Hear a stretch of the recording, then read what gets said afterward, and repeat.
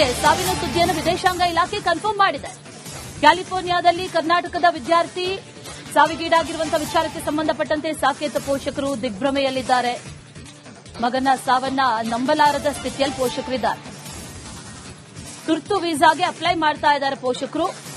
ಅಲ್ಲಿ ಹೋಗುವಂತಹ ನಿಟ್ಟಿನಲ್ಲಿ ಈಗ ಸಿದ್ಧತೆಗಳು ನಡೀತಾ ಇದೆ ಅನ್ನುವಂತಹ ಮಾಹಿತಿ. ಸೆಪ್ಟೆಂಬರ್ 5, 2025ರಂದು ಯುಎಸ್ಎಗೆ ಈತ ತೆರಳಿದ್ದ. ಈಗ ಅವ್ರ ಮನೆಯವರಿಗೆ ವಿಚಾರ ಗೊತ್ತಾಗಿದೆ, ಈ ರೀತಿ ಆಗಿದೆ ಅನ್ನೋದು ಗೊತ್ತಾಗಿದೆ. ಆದರೆ ಮಗನ ಸಾವನ್ನ ಅರಗಿಸಿಕೊಳ್ಳಲಾಗದಂತಹ ಪರಿಸ್ಥಿತಿ. ಯಾಕಂದ್ರೆ 2 ದಿನದಿಂದಲೂ ಕೂಡ ಹುಡುಕಾಟವನ್ನು ನಡೆಸಿದಂತಹ ಸಂದರ್ಭದಲ್ಲಿ ಎಲ್ಲೋ ಇರ್ತಾನೆ, ಬರ್ತಾನೆ ಅನ್ನುವಂತ ನಿಟ್ಟಿನಲ್ಲಿ ಭಾವಿಸಲಾಗಿತ್ತು. ಆದರೆ ಆತ ಈಗ ಸಾವಿಗೀಡಾಗಿರೋದು ವಿದೇಶಾಂಗ ವ್ಯವಹಾರಗಳ ಸಚಿವಾಲಯದ ನೆರವು ಕೋರಿ ಈಗಾಗಲೇ ಶಾಲಿನಿ ರಜನೀಶ್ ಕೂಡ ಕರ್ನಾಟಕದಿಂದ ಪತ್ರವನ್ನು ಕೂಡ ಬರೆದಿದ್ದಾರೆ. ಮೃತದೇಹವನ್ನ ತರಿಸಲಾಗುತ್ತಾ ಅಥವಾ ಮನೆಯವರೇ ಹೋಗ್ತಾರಾ ಅನ್ನುವಂತ ಒಂದಷ್ಟು ವಿಚಾರ. ಹಾಗಾಗಿ ವೀಸಾಗಾಗಿ, ತುರ್ತು ವೀಸಾಗಾಗಿ ಮನೆಯವರು ಕೂಡ ಅಪ್ಲೈ ಮಾಡ್ತಾ ಇದ್ದಾರೆ ಅನ್ನುವಂತ ಮಾಹಿತಿ ಸದ್ಯಕ್ಕೆ ಈಗ ಲಭ್ಯ ಆಗ್ತಾ ಇರೋದು. ಮೊನ್ನೆ 2 ದಿನದ ಹಿಂದೆ ಕಾಣೆಯಾಗಿದ್ದ. ಆ ನಂತರ ಆತ ಒಂದ್ ಕಡೆಯಲ್ಲಿ ಕಾಣಿಸಿದ್ದ. ಅದೇ ಕೊನೆಯದಾಗಿ ಆತ ಕಾಣಿಸಿಕೊಂಡಿರೋದು. ಆ ನಂತರದಲ್ಲಿ ಆತ ಕಾಣಿಸಿಕೊಂಡಿಲ್ಲ ಅನ್ನುವಂಥ ವಿಚಾರ. ಬರ್ಕ್ಲಿ ಕ್ಯಾಲಿಫೋರ್ನಿಯಾದಲ್ಲಿರುವಂತಹ ವಿಶ್ವವಿದ್ಯಾಲಯ, ಅಲ್ಲಿ ಆತ ಎಂಎಸ್ಸಿ ಓದ್ತಾ ಇದ್ದ. ದೂರು ದಾಖಲಾಗಿತ್ತು. ಬರ್ಕ್ಲಿ ಪೊಲೀಸ್ ಸ್ಟೇಷನ್ ಅಲ್ಲಿ ಕೇಸ್ ದಾಖಲಾಯಿತು. ಆದರೆ ಎಲ್ಲಿದ್ದಾನೆ ಅನ್ನೋದು ತಿಳಿದಿರಲಿಲ್ಲ ಅನ್ನುವಂಥ ನಿಟ್ಟಿನಲ್ಲಿ ಮನೆಯವರಿಗೂ ಕೂಡ ಮಾಹಿತಿಯನ್ನ ಕೊಟ್ಟಿದ್ರು. ಪ್ರಕರಣದ ಗಂಭೀರತೆಯನ್ನು ಅರಿತಂತ ಸರ್ಕಾರ ಇದರ ಬಗ್ಗೆ ಇನ್ನಷ್ಟು ಮಾಹಿತಿಗಳು ಬೇಕು ಅನ್ನುವಂಥ ನಿಟ್ಟಿನಲ್ಲೂ ಕೂಡ ಕೇಳಿದ್ರು. ಈಗ ಆತ ಸಾವಿಗೀಡಾಗಿದ್ದಾನೆ ಅನ್ನುವಂಥ ಮಾಹಿತಿ ಲಭ್ಯ ಆಗ್ತಾ ಇರೋದು. ಮಗ ನಾಪತ್ತೆಯಾಗಿದ್ದ, ಎಲ್ಲೋ ಬರ್ತಾನೆ ಅಂತ ಮನೆಯವರು ಅನ್ಕೊಂಡಿದ್ರು. ಆದ್ರೆ ಈಗ ಮನೆಯವರಿಗೊಂದು ರೀತಿಯಲ್ಲಿ ದಿಗ್ಭ್ರಮೆ, ನಂಬೋದಕ್ಕೆ ಆಗದೇ ಇರುವಂತಹ ಪರಿಸ್ಥಿತಿ ಒಂದು ಕಡೆ. ಮತ್ತೊಂದು ಕಡೆಯಲ್ಲಿ ಆತನ ಸಾವಿಗೆ ಕಾರಣ ಏನು, ಏನಾಗಿತ್ತು, ಕೊಲೆನೋ ಅಥವಾ ಆತ್ಮಹತ್ಯೆನೋ ಅಥವಾ ಅಸಲಿಗೇನಾಗಿದೆ ಅನ್ನುವಂತ ಒಂದಷ್ಟು ಪ್ರಶ್ನೆಗಳು ಸದ್ಯಕ್ಕೆ ಇರೋದು. ನಿಗೂಢವಾಗಿ ನಾಪತ್ತೆಯಾಗಿದ್ದ, ಕಳೆದ 2-3 ದಿನಗಳಿಂದ ಕಾಣಿಸಲಿಲ್ಲ, ಯಾರ ಸಂಪರ್ಕಕ್ಕೂ ಸಿಗದಂತಹ ಸಂದರ್ಭದಲ್ಲಿ ಸಾಕಷ್ಟು ಹುಡುಕಾಟವನ್ನು ನಡೆಸಿದ್ರು. ಆತನ ಫೋನ್ ಆಗಿರ್ಬೋದು ಅಥವಾ ನಂಬರ್ಗಳಾಗಿರ್ಬೋದು ಟ್ರೇಸಿಂಗ್ ಮಾಡುವಂಥದ್ದು, ಕೊನೆಯದಾಗಿ ಕಾಣಿಸಿಕೊಂಡಿದ್ದಂತಹ ಆಗಿರ್ಬೋದು, ಇದೆಲ್ಲವನ್ನೂ ಕೂಡ ಅಲ್ಲಿನ ಬರ್ಕ್ಲಿ ಪೊಲೀಸ್ ಸ್ಟೇಷನ್ ಅಲ್ಲಿ ಎನ್ಕ್ವೈರಿ ಮಾಡಿದ್ರು, ವಿಚಾರಣೆ ನಡೆಸಿದ್ರು. ಈಗ ಶವ ಪತ್ತೆಯಾಗಿದೆ ಅನ್ನುವಂತ ಮಾಹಿತಿ ಲಭ್ಯ ಆಗ್ತಾ ಇದೆ. 22 ವರ್ಷದ ವಿದ್ಯಾರ್ಥಿ ಈತ. ಉನ್ನತ ವ್ಯಾಸಂಗಕ್ಕಾಗಿ ಹೋಗಿದ್ದ, ಎಂಎಸ್ಸಿ ಓದ್ತಾ ಇದ್ದಂತಹ ವಿದ್ಯಾರ್ಥಿ. ಇದೇ ವಿಚಾರಕ್ಕೆ ಸಂಬಂಧಪಟ್ಟಂತೆ ಡೀಟೇಲ್ಸ್ ಅನ್ನ ಕೊಡ್ತಾರೆ ನಮ್ಮ ಪ್ರತಿನಿಧಿ ಅಭಿಷೇಕ್. ದೂರವಾಣಿ ಸಂಪರ್ಕದಲ್ಲಿ ಜಾಯಿನ್ ಆಗ್ತಾ ಇದ್ದಾರೆ. ಅಭಿಷೇಕ್, 2 ದಿನದಿಂದಲೂ ಅನ್ಕೊಳ್ತಾ ಇದ್ದಿದ್ವು ಎಲ್ಲೋ ಹೋಗಿರ್ತಾನೆ, ಬರ್ತಾನೆ ಅಂತ ಮನೆಯವರು ಅನ್ಕೊಂಡಿದ್ರು. ಆದ್ರೆ ಈಗ ಶವವಾಗಿ ಪತ್ತೆಯಾಗಿದ್ದಾನೆ ಅನ್ನೋ ಮಾಹಿತಿ. ಅಸಲಿಗೆ ಏನಾಗಿದೆ, ಆತ್ಮಹತ್ಯೆಯೋ, ಕೊಲೆಯೋ ಅಥವಾ ಏನ್ ಹೇಳ್ತಾ ಇದ್ದಾರೆ ಬರ್ಕ್ಲಿ ಪೊಲೀಸ್ ಸ್ಟೇಷನ್ ಇಂದ ಪೊಲೀಸರು, ಅಲ್ಲಿಂದ ಅಧಿಕೃತ ಮಾಹಿತಿ ಏನಾದ್ರೂ ಬಂದಿದೆಯಾ? ಡೀಟೇಲ್ಸ್ ಏನಿದೆ? ಅಶ್ವಿನಿ, ಸದ್ಯ ಮಟ್ಟಿಗೆ ಬರ್ಕ್ಲಿಯಿಂದ ಬಂದಿರುವಂತಹ ಒಂದು ಮಾಹಿತಿ ಅಂದ್ರೆ ಸಾಕೇತ್ ರವರ ಮೃತದೇಹ ಪತ್ತೆ ಆಗಿದೆ ಅನ್ನೋದನ್ನ ಮಾತ್ರ ಬಹಿರಂಗ ಪಡಿಸಿರುವಂತದ್ದು. ಇದ್ರ ಜೊತೆಗೆ ಇಂಥ ಸಂದರ್ಭದಲ್ಲಿ ಪೋಷಕರಿಗೆ ಶಕ್ತಿಯನ್ನ ತುಂಬಿಸುವಂತ ಕೆಲಸವನ್ನ ಮಾಡ್ತೇವೆ ಅಂತ ಮಾತ್ರ ಒಂದು ಪ್ರಕಟಣೆಯಲ್ಲಿ ತಿಳಿಸಿರುವಂತದ್ದು. ಆದ್ರೆ ಇದು ಕೊಲೆಯೋ ಅಥವಾ ಆತ್ಮಹತ್ಯೆ ಅನ್ನೋ ವಿಚಾರವಾಗಿ ಸದ್ಯ ಮಟ್ಟಿಗೆ ಯಾವುದೇ ಖಾತ್ರಿಯಾದಂತ ಸುದ್ದಿಯನ್ನ ಬರ್ಕ್ಲಿಯಿಂದ ಆಗಲಿ, ಕ್ಯಾಲಿಫೋರ್ನಿಯಾದಿಂದ ಆಗಲಿ ಅಥವಾ ಸ್ಯಾನ್ ಫ್ರಾನ್ಸಿಸ್ಕೋದಿಂದ ಆಗಲಿ ಸದ್ಯ ಮಟ್ಟಿಗೆ ಕೊಟ್ಟಿಲ್ಲ. ಅದ್ರ ಜೊತೆಗೆ ಅವರ ಯೂನಿವರ್ಸಿಟಿಯಿಂದ ಕೂಡ ಯಾವುದೇ ಮಾಹಿತಿಯನ್ನ ಪೋಷಕರಿಗೆ ಇನ್ನೂ ತಂದಿಲ್ಲ ಅನ್ನೋದನ್ನ ನಾವಿಲ್ಲಿ ಗಮನಿಸಬೇಕಾಗುತ್ತೆ. ಆದ್ರೆ ಈ ಸದ್ಯ ಮಟ್ಟಿಗೆ ಪೋಷಕರ ಪ್ರತಿಕ್ರಿಯೆಯನ್ನ ಪಡೆಯೋದಕ್ಕೆ ಅವರ ಮನೆ ಹತ್ರ ಹೋದಂತ ಸಂದರ್ಭದಲ್ಲೂ ಕೂಡ ಪೋಷಕರು ಯಾವುದೇ ಕಾರಣಕ್ಕೂ ಕೂಡ ಮಾಧ್ಯಮಗಳಿಗೆ ಮಾತನಾಡೋದಕ್ಕೆ ನಿರಾಕರಿಸಿರುವಂತದ್ದು ಮೊದಲನೇ ಪಾಯಿಂಟ್ ಆಯ್ತು. ಅಂದ್ರೆ ಎರಡನೇದಾಗಿ ಅವರ ಸಂಬಂಧಿಕರನ್ನು ಕೂಡ ಮನೆ ಹತ್ರ ಬರಬೇಡಿ ಅಂತ ತಿಳಿಸಿದ್ದಾರೆ ಅಂತ ಅವರ ಸುತ್ತಮುತ್ತಲಿನ ನಿವಾಸಿಗಳು ತಿಳಿಸ್ತಾ ಇರುವಂತದ್ದು. ಕಾರಣ ಏನಂತ ನೋಡಿದಾಗ ಈ ಸದ್ಯ ಮಟ್ಟಿಗೆ ಮೃತನ ಚಹರೆಯನ್ನ ನಾವು ಪತ್ತೆ ಮಾಡಿಲ್ಲ, ಅಲ್ಲಿರುವಂತ ಇಲಾಖೆಯಿಂದ ನಮಗೆ ಸ್ಪಷ್ಟೀಕರಣ ಒಂದು ಬರಬೇಕಾಗಿರುವಂತದ್ದು. ಇವಿಷ್ಟು ಒಂದ್ ಕಡೆ ಆಯ್ತು ಅಂದ್ರೆ ನಾವು ಎಮರ್ಜೆನ್ಸಿ ವೀಸಾಗೆ ಅಪ್ಲೈ ಮಾಡಿದ್ದೇವೆ. ಎಮರ್ಜೆನ್ಸಿ ವೀಸಾ ಸಂಪರ್ಕದಲ್ಲಿ ಮತ್ತೊಂದು ಅಪ್ಡೇಟ್ ಕೂಡ ಲಭ್ಯ ಆಗ್ತಾ ಇದೆ. ಜೊತೆಗೆ ಸಾವಿನ ಸುದ್ದಿಯನ್ನು ವಿದೇಶಾಂಗ ಇಲಾಖೆ ಕನ್ಫರ್ಮ್ ಮಾಡಿದೆ.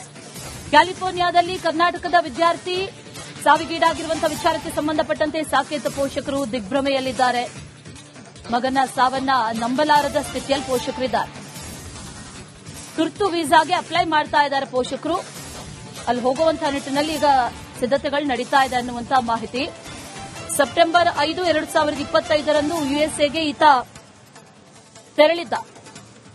ಈಗ ಅವ್ರ ಮನೆಯವರಿಗೆ ವಿಚಾರ ಗೊತ್ತಾಗಿದೆ, ಈ ರೀತಿ ಆಗಿದೆ ಅನ್ನೋದು ಗೊತ್ತಾಗಿದೆ. ಆದರೆ ಮಗನ ಸಾವನ್ನ ಅರಗಿಸಿಕೊಳ್ಳಲಾಗದಂತಹ ಪರಿಸ್ಥಿತಿ. ಯಾಕಂದ್ರೆ 2 ದಿನದಿಂದಲೂ ಕೂಡ ಹುಡುಕಾಟವನ್ನು ನಡೆಸಿದಂತಹ ಸಂದರ್ಭದಲ್ಲಿ ಎಲ್ಲೋ ಇರ್ತಾನೆ, ಬರ್ತಾನೆ ಅನ್ನುವಂಥ ನಿಟ್ಟಿನಲ್ಲಿ ಭಾವಿಸಲಾಗಿತ್ತು. ಆದರೆ ಆತ ಈಗ ಸಾವಿಗೀಡಾಗಿರೋದು ವಿದೇಶಾಂಗ ವ್ಯವಹಾರಗಳ ಸಚಿವಾಲಯದ ನೆರವು ಕೋರಿ ಈಗಾಗಲೇ ಶಾಲಿನಿ ರಜನೀಶ್ ಕೂಡ ಕರ್ನಾಟಕದಿಂದ ಪತ್ರವನ್ನು ಕೂಡ ಬರೆದಿದ್ದಾರೆ.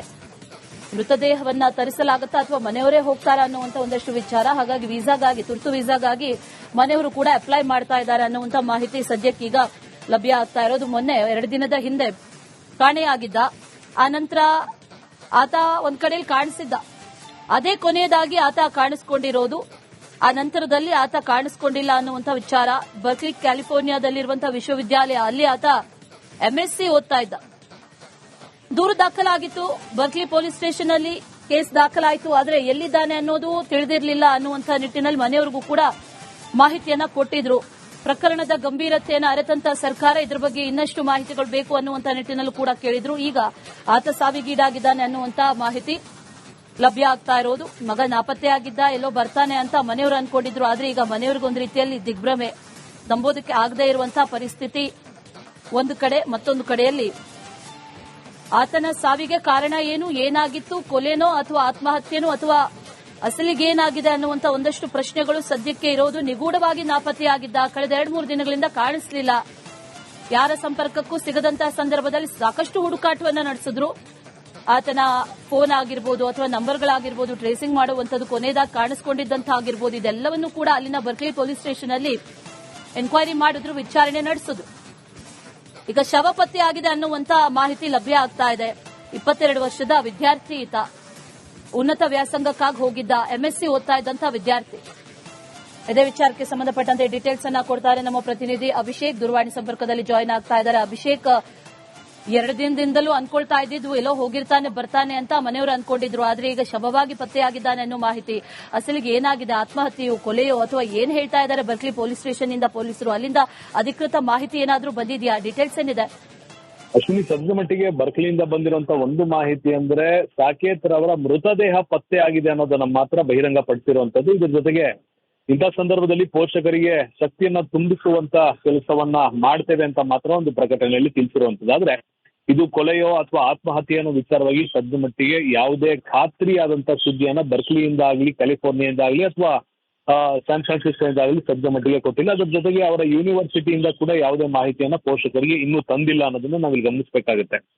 ಆದ್ರೆ ಈ ಸದ್ಯ ಮಟ್ಟಿಗೆ ಪೋಷಕರ ಪ್ರತಿಕ್ರಿಯೆಯನ್ನ ಪಡೆಯೋದಕ್ಕೆ ಅವರ ಮನೆ ಹತ್ರ ಹೋದಂತ ಸಂದರ್ಭದಲ್ಲೂ ಕೂಡ ಪೋಷಕರು ಯಾವುದೇ ಕಾರಣಕ್ಕೂ ಕೂಡ ಮಾಧ್ಯಮಗಳಿಗೆ ಮಾತನಾಡೋದಕ್ಕೆ ನಿರಾಕರಿಸಿರುವಂತದ್ದು ಮೊದಲನೇ ಪಾಯಿಂಟ್ ಆಯ್ತು. ಅಂದ್ರೆ ಎರಡನೇದಾಗಿ ಅವರ ಸಂಬಂಧಿಕರನ್ನು ಕೂಡ ಮನೆ ಹತ್ರ ಬರಬೇಡಿ ಅಂತ ತಿಳಿಸಿದ್ದಾರೆ ಅಂತ ಅವರ ಸುತ್ತಮುತ್ತಲಿನ ನಿವಾಸಿಗಳು ತಿಳಿಸ್ತಾ ಇರುವಂತದ್ದು. ಕಾರಣ ಏನಂತ ನೋಡಿದಾಗ, ಈ ಸದ್ಯ ಮಟ್ಟಿಗೆ ಮೃತನ ಚಹರೆಯನ್ನ ನಾವು ಪತ್ತೆ ಮಾಡಿಲ್ಲ, ಅಲ್ಲಿರುವಂತ ಇಲಾಖೆಯಿಂದ ನಮಗೆ ಸ್ಪಷ್ಟೀಕರಣ ಒಂದು ಬರಬೇಕಾಗಿರುವಂತದ್ದು.